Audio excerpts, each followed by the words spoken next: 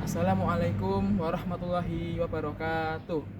Selamat siang, Dewan Juri yang terhormat. Perkenalkan, nama saya Muhammad Delul Fajri dari Sekolah Mantika Sleman, kelas 11A.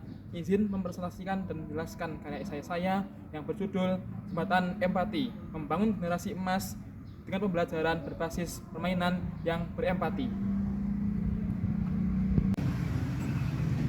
Indonesia sedang menapaki jalan menuju Indonesia Emas 2045, sebuah visi besar untuk menjadikan bangsa ini sebagai kekuatan ekonomi, sosial, dan budaya yang unggul pada usia merdekaannya yang ke-100.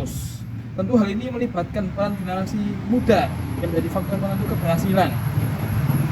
Dalam membentuk generasi emas yang cerdas dan berkarakter, pendidikan harus mampu bertransformasi, tidak hanya menyampaikan pengetahuan, tetapi juga menanamkan nilai-nilai kemanusiaan dan empati. Selain itu, menurut Goldman tahun 2002, bahwasanya kecerdasan berkontribusi sebesar 80% terhadap kesuksesan seseorang, jauh melebihi kecerdasan intelektual. Nah, salah satu pendekatan inovatif yang dapat jadi solusi ialah pembelajaran berbasis permainan yang memiliki nilai emosi atau jembatan empati. Jembatan empati adalah permainan yang dirancang dengan muatan kasih sayang, bersama, dan kepedulian. Dalam suasana bermain, anak-anak dapat merasakan langsung nilai-nilai kemanusiaan secara konkret dan menyenangkan. Dengan demikian, pendidikan dapat lebih efektif dalam membentuk pribadi yang cerdas dan berkarakter. Pembelajaran berbasis permainan merupakan pendekatan pedagogis yang mengintegrasikan elemen permainan ke dalam proses belajar mengajar.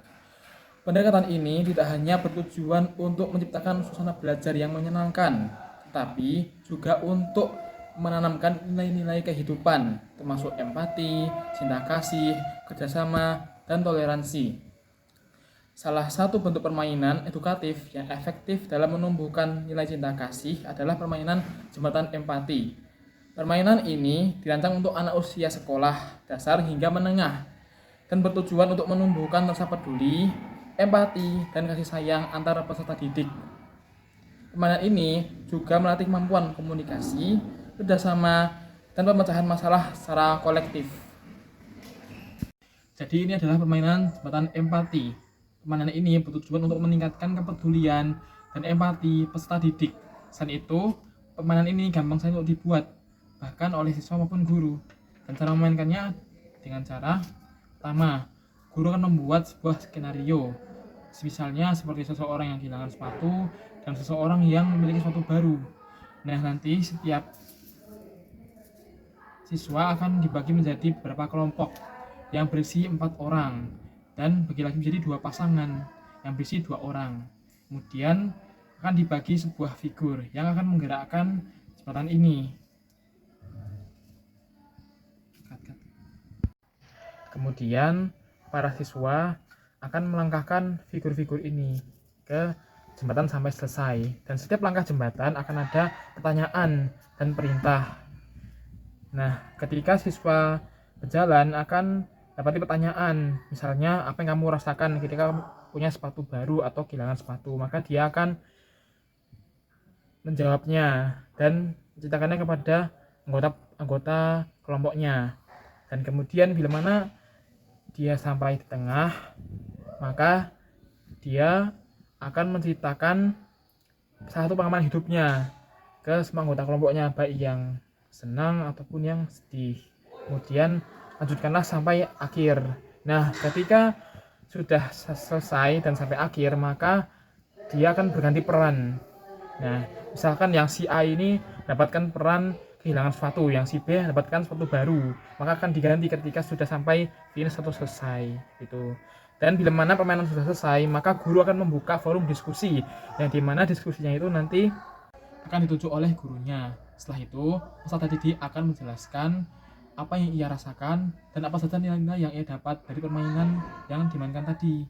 Kemudian setelah itu, guru akan menindaklanjuti dengan mengaitkan pembelajaran dari mainan dengan kehidupan nyata dan menerapkannya di kehidupan sehari-hari sekolah.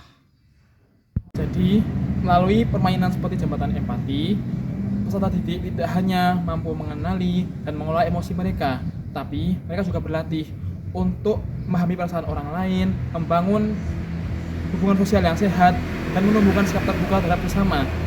Dengan demikian, pembelajaran berbasis permainan yang empatik mampu mewujudkan generasi emas yang cerdas, berkarakter, dan juga tangguh.